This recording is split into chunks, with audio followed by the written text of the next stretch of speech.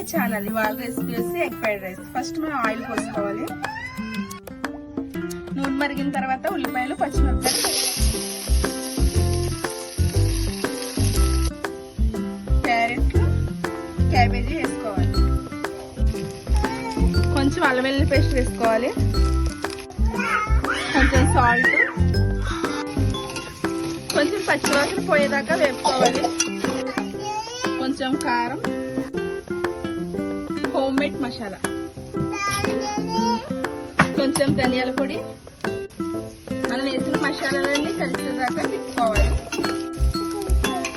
ఇలా వేగిన తర్వాత ఎగ్స్ వేసుకోవాలి.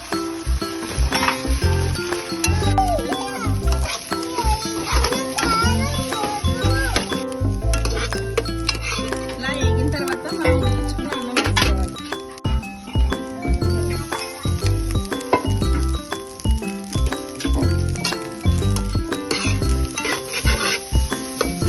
ఇలా కలుపుకోవాలి. అన్నం అంతా కలిసేదాకా.